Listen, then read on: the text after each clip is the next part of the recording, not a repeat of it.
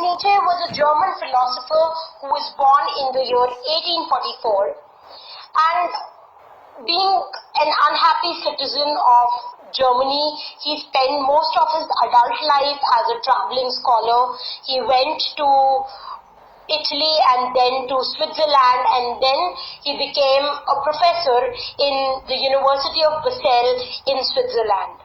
He also was influenced by music and writing of a man called Richard Wagner, Wagner, and also influenced by the theories of Charles Darwin. So remember, he was influenced by Richard Wagner and Charles Darwin, and he was from Germany. He wrote some amazing works in which he gave various principles and theories related to philosophy.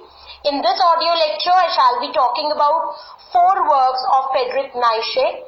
The first work is Birth of Tragedy Out of the Spirit of Music. Birth of Tragedy Out of the Spirit of Music. Now, in this particular work, he talks about the Greek tragic drama. It is a work of literary criticism in which he is discussing the merits and demerits of Greek tragic drama. Nietzsche saw two trends which are there in the history of Greek art as a whole. So he says that basically in the Greek art and philosophy, mostly if you look at Greek drama, you'll find that 2 kinds of tragedies were staged during the classical or the golden period of Greek culture. One type of tragedy was Dionysian. Dionysian. Dionysian. Dionysian. Now what is this kind of trend, Dionysian trend? Dionysian trend identifies with the cult of Dionysus. Dionysus is the god of wine and ecstasy. So basically, the Greek god Dionysus is the god of emotions, passion, frenziness. So you can see that it talks about the extreme of emotion. And that is one cult. So there were certain kind of dramas who were going along the lines of the Dionysian cult, and those talked about the extreme emotional side of human beings. On the other side, we have the Apollonian. We have the goddess Apollo, and the people who followed god Apollo are known as Apollonian. Apollonian.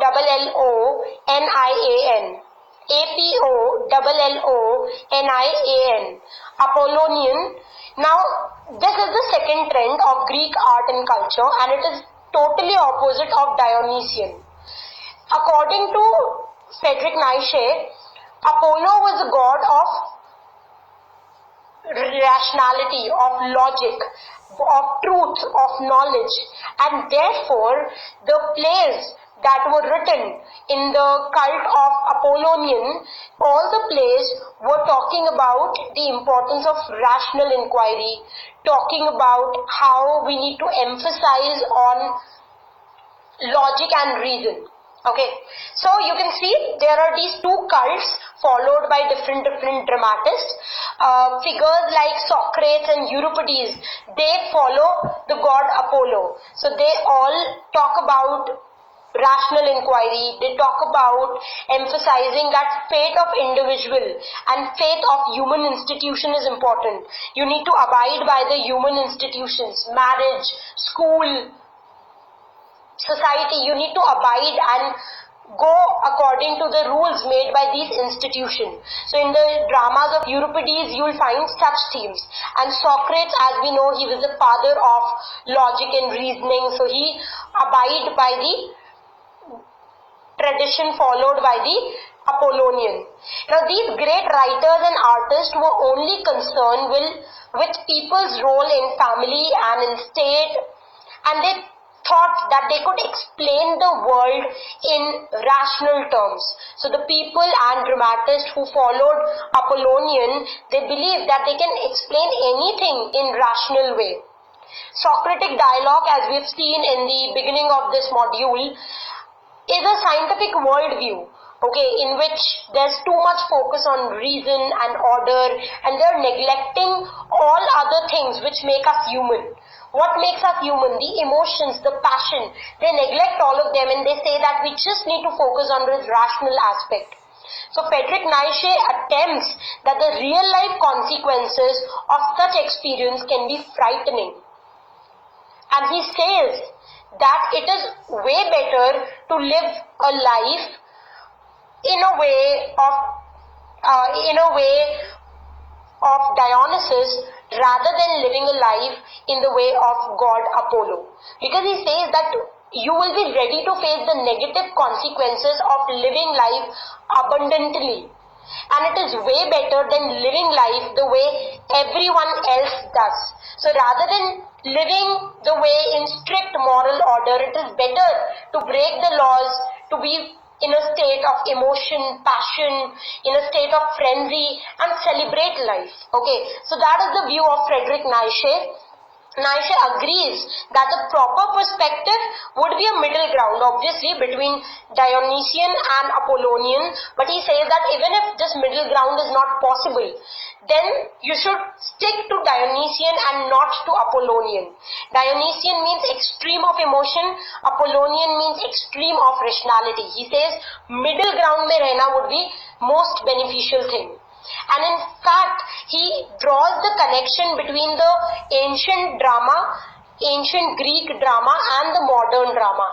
And he says that the same thing is even followed today.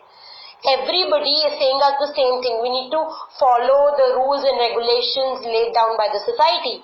And he says it's high time that we need to break all the boundaries and we need to do what feels right to me. And you can see he was born in 1844, so romanticism was at the height when he was born, and therefore the spirit of individuality, spirit of freedom can be seen in this work, Birth of Tragedy, out of the spirit of music. The next work by Friedrich Nietzsche is Antichrist. And this is probably the most well-known work of this writer, because in this book he used this famous line that is called God is dead. So in this book he says God is dead, and he says that people should not turn to traditional Christian values but should turn more towards science or nationalism. So he's basically saying that whenever we believe in God, that makes us weaker, and the best way you can act is by strength. So by saying that God is dead, he's saying that don't think about God, don't think about what should be done in order to elevate in the eyes of God and what path should be taken so that we feel more closer to God. He says that go by what you feel good. So if people could be stronger through self-reliance, then the whole society will be stronger. And therefore he says that by talking about God, by believing in God, we become weaker. So it's better to say that God is dead. So that was the main concern of this essay, Antichrist. We move on to the third work of Friedrich Nietzsche, which is Thus Spoke Zarathustra. Thus Spoke Zarathustra, Zarathustra. Zarathustra. Thus Spoke Zarathustra, a book for all and none. A book for all and none. So it's a three-part work in which he is attacking existing religious order and the values it has imposed upon the contemporary society. According to Nietzsche, the real virtuous man, as preached by the Christian world, is irrelevant to reality and can never be found. If you abide by Bible and if you try to become an ideal man according to Christian religion, you can never become one. This is what Friedrich Nietzsche has to say. He's saying that we need to reject the religious idealism of yearning to be good in God's eye, because he claimed that God, if at all he ever existed, he removed himself from the world as soon as he created it. So God created the world and then removed himself from the world. So don't try to become good in the eyes of God, because God don't exist. And he also states this, that because nothing existed beyond this world, pain, suffering, distress were not something to be endured in the hope of a better life in the next world.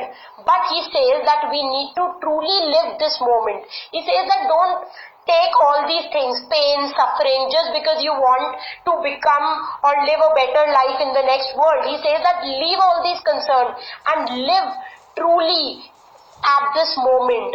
So Christians put their faith in their religion. Atheists put their faith in the non-existence of God. Either way, according to Nietzsche, they both impose rules on what should and shouldn't be believed. And since Nietzsche was a follower of existentialism, he said that both atheists as well as Christians are fools. He said, हमें trouble में फंसना ही क्यों है कि God है या नहीं है. Let God be dead, because if we think that God is dead then we are going to put our faith in the religion. If we become an atheist and think God does not exist, then we will put our faith in non-existence of God. And in both the ways, we are fools. So he believes in the theory of existentialism. What is existentialism? Existentialism is the idea that men are free from artificially imposed rules. In simple words, this is what existentialism says, that men are free from any artificially imposed rules. Do whatever you want to do. Don't stick yourself to any artificial rules or any institution of the society. So that was Friedrich Nietzsche's views in the third work, Thus Spoke Zarathustra, a book for all and none. And finally we come on to the last work of Friedrich Nietzsche, which is Will to Power. Will to Power. In this work, he rejected any code, any law, any philosophy that had been artificially imposed upon humanity in the name of the doctrines of Christianity. He says that when a man achieves the ability to shrink these artificial constructs, he is no longer just a man. He becomes a superman. So according to Friedrich Nietzsche, who is a superman?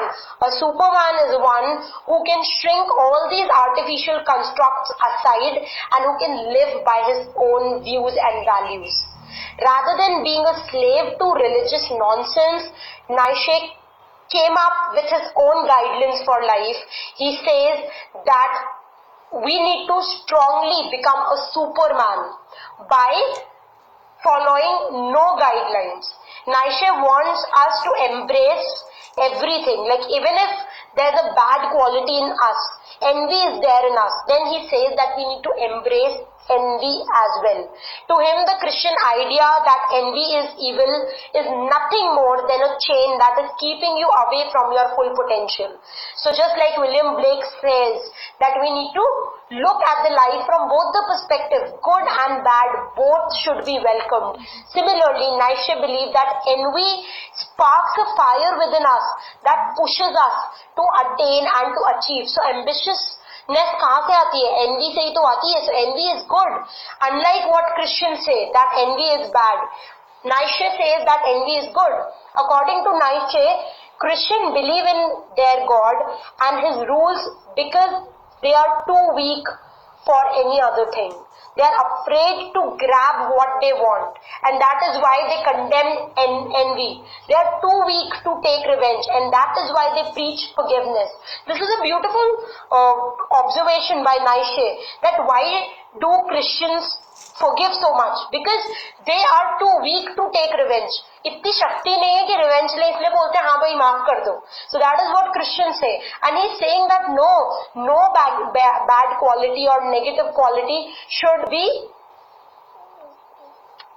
removed from the world. All these qualities are important, and that is why he says that just like Christianity, alcohol numbs you. Alcohol पीने से क्या होता है? The entire body gets numb and it keeps you away from living a full life. and that is why Christianity says that you should not drink alcohol.